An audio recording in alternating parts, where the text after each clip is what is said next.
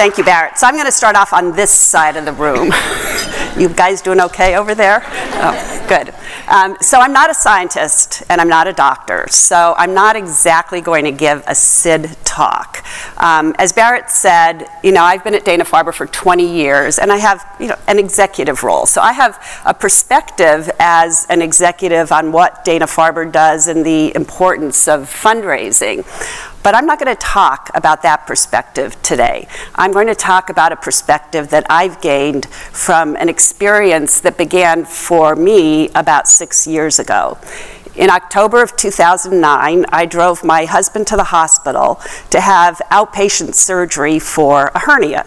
And I remember on the way going there telling him, as soon as you recover from this, you better start doing a little exercise because you're gaining some weight and developing this little paunch.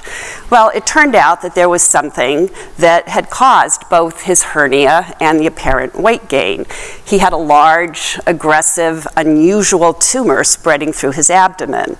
The doctors at first told us that there was very little they could do, that he had weeks, maybe months to live.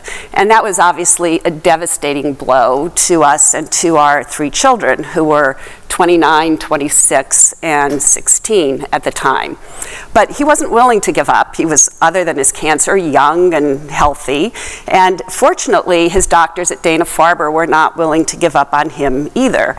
And they devised one form of treatment after another that kept his cancer at bay for almost 4 years. And the remarkable thing is that he felt really pretty good during that time. We danced at the weddings of our 2 oldest children. He saw our first grandchild born, and he played a lot of golf, shaved several strokes off of his handicap during that time. And while he eventually lost his battle with cancer, those 4 good years that we were given were absolutely precious. So going through the experience of treatment with him was a little bit like being the undercover boss. Have any of you seen that show? So I was not exactly undercover because people kind of know who I am, and I was wearing my ID badge all the time, but still, when I was sitting there with him in waiting rooms and treatment rooms, it was really clear that we weren't being treated differently than any of the people around us.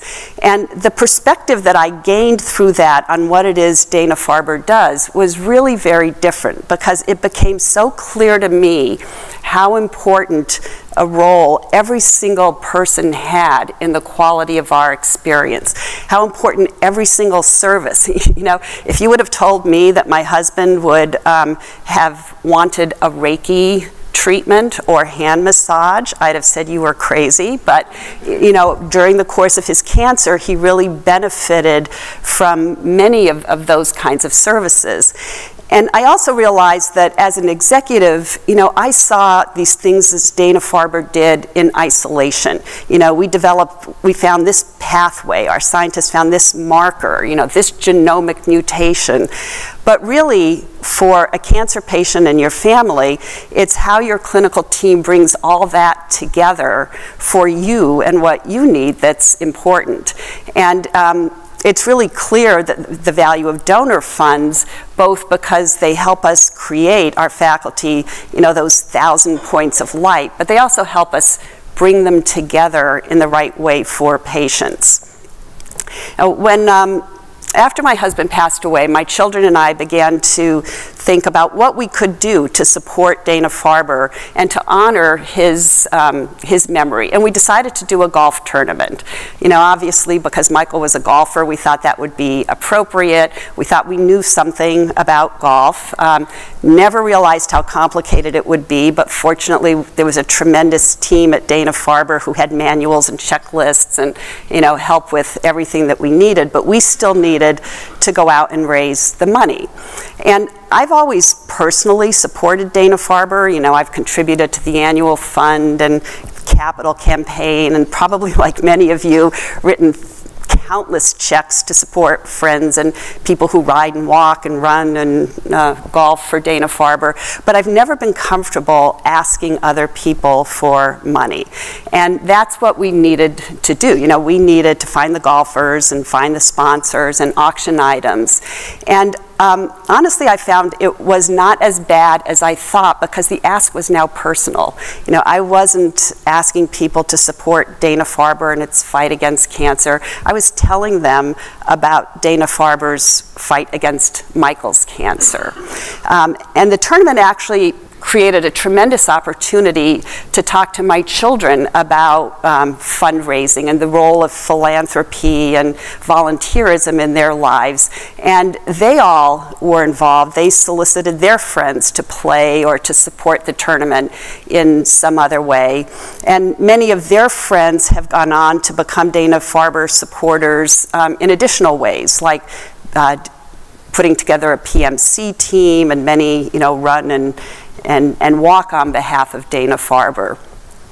And the tournament was fortunately a success. We had a beautiful day, full field of golfers. And one of the things I realized through that also was that events like that have really a dual purpose, because they not only allow us to raise money for Dana-Farber, but they expand Dana-Farber's message to a broader group of people, some of whom hadn't had the opportunity to hear that before.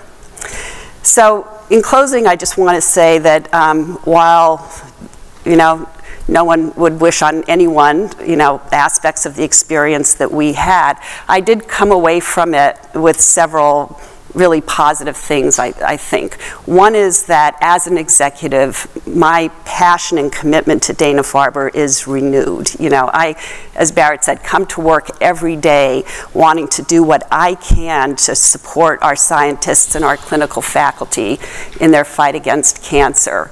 I'm personally much more bold, my friends will tell you this, in terms of asking people to support Dana-Farber. I hope that I'm nurturing a new generation of supporters of Dana-Farber through my children and their network of friends. And finally, I have an even deeper appreciation for all of you and what you do. You know, the fact that you're here on a Saturday morning and all you do outside of today, and I thank you from the bottom of my heart. Thank you.